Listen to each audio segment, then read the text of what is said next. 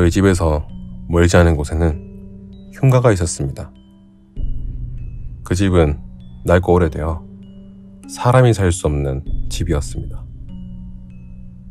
이상한 것은 그 집 근처만 가도 비릿한 피비린내가 진동을 한다는 것이었습니다. 동네 어른들은 절대로 그 집 근처에는 가면 안 된다고 하시며 아이들이 호기심으로 그 집에 가는 걸 두려워하셨습니다.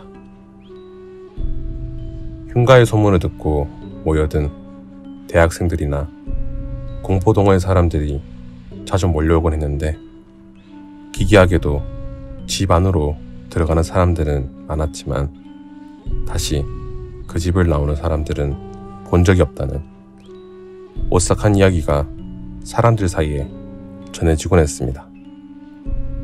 밤이 되면 동네는 인적이 끊겨 가끔 개나 고양이 소리만 들릴 뿐 인기척은 전혀 들리지 않을 만큼 그 집은 오싹한 기운을 드러냈습니다. 중간고사가 끝나는 날이었습니다.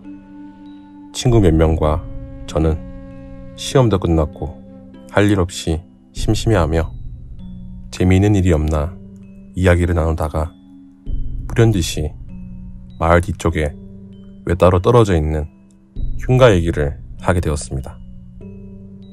대학생들이 많이 드나들고 동호회 회원들이 들락거리는 그곳을 가까이 사는 저희가 가보지 못했다는 것에 생각이 미치자 저희는 그 흉가에 가보기로 일기도합을 했습니다.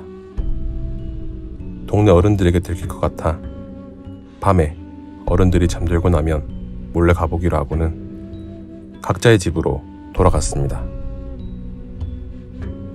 저희들은 전혀 무섭지 않은 척 했지만 챙겨온 준비물들은 다양했습니다. 할머니의 십자가 목걸이, 부엌에 걸려있던 마늘꾸러미, 교회에 다니는 누나 몰래 가져온 성경책 등 가지각색의 준비물들을 끌어안고서는 벌벌 떨면서 그 흉가에 도착하게 되었습니다. 칠흑 같은 어둠에 살짝 들여다본 집안은 금방이라도 귀신이 나올 것처럼 오싹하게 느껴졌습니다. 저희들은 서로 먼저 들어가라고 등 떠밀며 조심스레 대문 안으로 들어갔습니다. 그때 저희 중 누군가가 말했습니다. 무슨 냄새가 나는 것 같아. 비린내 아니야? 정말 지독한 비린내가 코를 찌르는 것 같았습니다. 숨쉬기가 힘들 정도의 역한 비린내가 사람이 살지 않는 집에서 난다는 것이 기괴하게 느껴졌습니다. 저희들은 코를 거머쥐고는 방 안으로 들어가 보기로 했습니다. 조심스레 방문을 열고 들어갔을 때 저희들은 기절할 만큼 놀라고 말았습니다. 방 안에 벽에 시뻘건 여자가 서 있었습니다. 참기 힘든 역한 피비린내도 진동을 했습니다. 저희들은 너무 놀라 미친 듯이 그곳에서 도망쳐 나왔지만 도대체 벽에 서 있던 그 시뻘건 여자는 누구였는지 이해가 되지 않았습니다. 저희들은 밝은 대낮에 그곳에 다시 가보기로 했고 며칠이 지난 날이었습니다. 서울에서 왔다는 대학생 동호회 회원들이 그 흉가로 간다고 해서 궁금한 마음에 따라가게 되었습니다. 흉가에 도착한 동호회 회원들은 피비린내가 난다며 필시 이곳에 귀신이 있을 거라며 흥미로워했습니다. 동호회 회원들은 귀신이 나타나는 장소에는 비린내나 썩은 내가 나는 경우가 많다고 하며 저희들더러 집으로 돌아가려고 했지만 저희는 며칠 전에 봤던 그 시뻘건 여자가 너무 궁금해서 집으로 갈 수가 없었습니다. 저희들은 며칠 전에 있었던 일을 동호 회원들에게 이야기했고 호기심을 느낀 그들과 같이 그 방의 문을 열게 되었습니다. 방문을 열고 확인해보니 시뻘건 여자는 흔적도 없고 시커멓게 변한 낡고 오래된 벽만이 있을 뿐이었습니다. 회원 중에 한 명이 이 방에 귀신이 기운이 흘러 기가 약한 사람은 어둡기 전에 돌아가는 것이 좋겠다고 말했습니다. 친구들은 집으로 돌아가자고 말했지만 저는 그 존재를 눈으로 꼭 다시 확인하고 싶은 마음에 남기로 했습니다. 밤이 되자 회원들과 저희들은 다시 그 방 안을 조심스레 들여다봤는데 그 벽에는 사람 모양의 시뻘건 핏자국이 기괴하게 흘러내리고 있었습니다. 마치 머리를 풀어헤친 여자의 모습처럼 시뻘건 핏자국이 흘러내렸습니다. 지독한 피비린내도 진동을 해서 저희들은 까무러칠 만큼 놀랐고 회원들 역시 소름 끼치는 모습에 입을 다물지 못했습니다. 사람 모양의 핏자국이 왜 밤에만 보였다가 낮에는 사라지는지도 이해가 되지 않았습니다.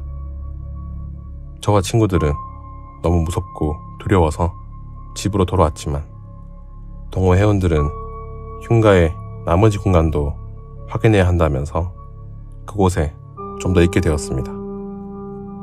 다음날 아침 저는 걱정이 되어서 흉가에 다시 갔지만 그곳에는 아무도 없었습니다. 마치 그곳엔 저희들 말고는 애초에 그 누구도 오지 않았던 것 같았습니다. 저는 흉가의 끼가 너무 두려워 뒤도 돌아보지 않고 집으로 돌아와서 이불을 머리 끝까지 뒤집어 쓰고 이 모든 게 저의 착각일 뿐이라고 생각하려고 애를 썼습니다. 그때 동네 어른들의 말이 생각났습니다.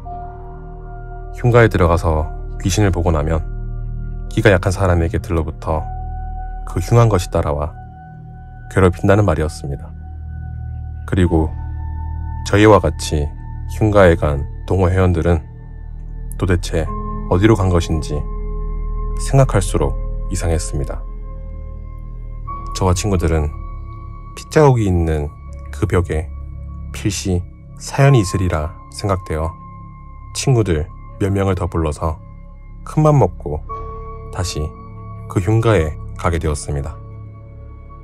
그리고는 피비린내가 진동하는 그 방의 문을 열어서 핏자국이 흘러내리는 그 벽을 힘껏 내리쳤습니다.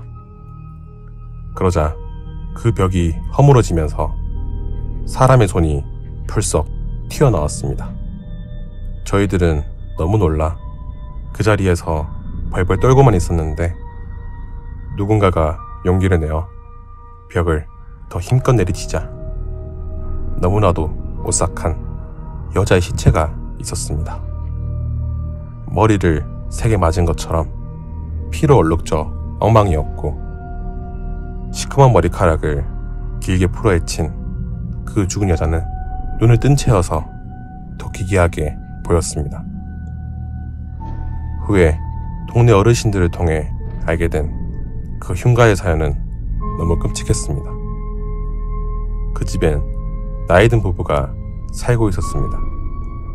남자는 도박을 좋아해서 여자 몰래 재산을 탕진하게 되었고 그 사실을 알게 된 여자는 심하게 남자를 나무라게 되었습니다. 남자는 여자의 잔소리가 듣기 싫어서 그 여자를 살해하고 말았습니다. 남자는 자신이 저지른 일이 들킬까 두려워서 그 죽은 여자를 벽 속에 숨겨 두었습니다. 그때부터 그 집에는 피비린내가 진동을 하고 밤이면 벽에서 핏자국이 흘러내려 남자는 견디지 못하고 우물에 뛰어들고 말았습니다. 자식들이 찾아와 그 부부를 찾았지만 아무도 찾지 못했습니다. 어쩌면 피비린내가 진동하는 그 집에서 죽은 여자는 자신의 억울함을 누군가 알아주길 바라며 밤마다 한 맺힌 핏자국으로 기다리고 있었을지 모릅니다.